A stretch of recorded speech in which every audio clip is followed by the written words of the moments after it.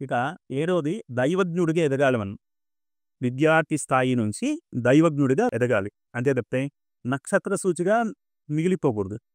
నక్షత్ర సూచి అనేటటువంటి పదం ఎందుకు వాడాను అంటే దీనికి కూడా ఒక నిర్వచనం ఉంది. ఎవరిని నక్షత్ర సూచి అంటారు?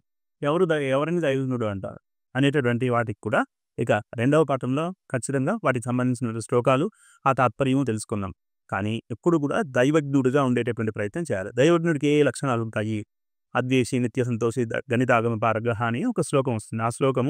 ఆ శ్లోకం యొక్క తాత్పర్యము వచ్చే పాఠంలో మనం తెలుసుకునేటటువంటి ప్రయత్నం చేద్దాం. నక్షత్ర సూచిగా ఉండకూడదు అంటే జ్యోతిష్ శాస్త్రాన్ని పూర్తిగా అధ్యయనం చేయకుండా కేవలం ఈ గ్రహాలు, రాసులు ఉన్నటువంటి భావాలు వీటి పేర్లు మాత్రం తెలుసుకొని ఇష్టం వచ్చినట్టు చెప్పేటటువంటి ప్రయత్నం చేయకూడదు.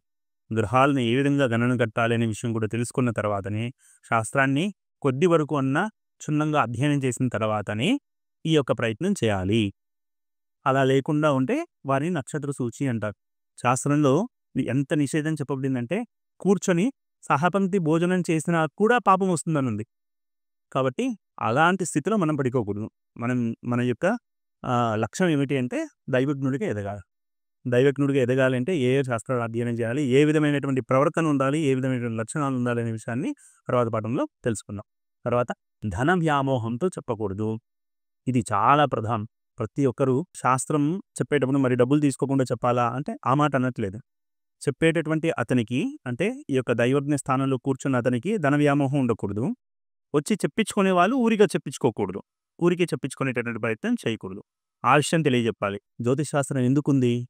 మన మానవ మేధస్సు ఎక్కడైతే ఆగిపోతుందో, ఎక్కడైతే సొంత నిర్ణయం తీసుకునేటటువంటి అవకాశం లేదో వారికి ఒక మార్గనిర్దేశనం చేసేటటువంటి శాస్త్రం జ్యోతిష్ శాస్త్రం. చీకటిలో వెలుగు చూపించేటటువంటి శాస్త్రం జ్యోతిష్ శాస్త్రం. అలాగా ఆ వెలుగు చూపించేటటువంటి శాస్త్రాన్ని ఏదైతే ఉందో దాన్ని ధనంతో ముడిపెట్టి వారిని ఇబ్బంది పెట్టేటువంటి ప్రయత్నం చేయకూడదు. బాగా తెలుసుకోండి. డబ్బు సంపాదించడం కోసం మాత్రమే మేము జ్యోతిష్యం చెప్తాము అంటే మనం తప్పుడు మార్గంలో వెళ్తున్నామని అర్థం. మీరు శాస్త్రానికి విలువ ఇచ్చి చెప్పేటటువంటి ప్రయత్నం చేయండి.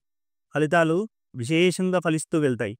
తద్వారా ఏమైపోతుంది? వచ్చేటటువంటి మనల్ని ఆశ్రయించే వాళ్ళు కూడా చిన్నవాళ్ళతో పాటుగా అంటే కష్టాల్లో ఉన్నటువంటి సామాన్య ప్రజలతో పాటుగా ప్రముఖులు వచ్చి మనల్ని జ్యోతిషం అడిగేటటువంటి అవకాశం లభిస్తుంది.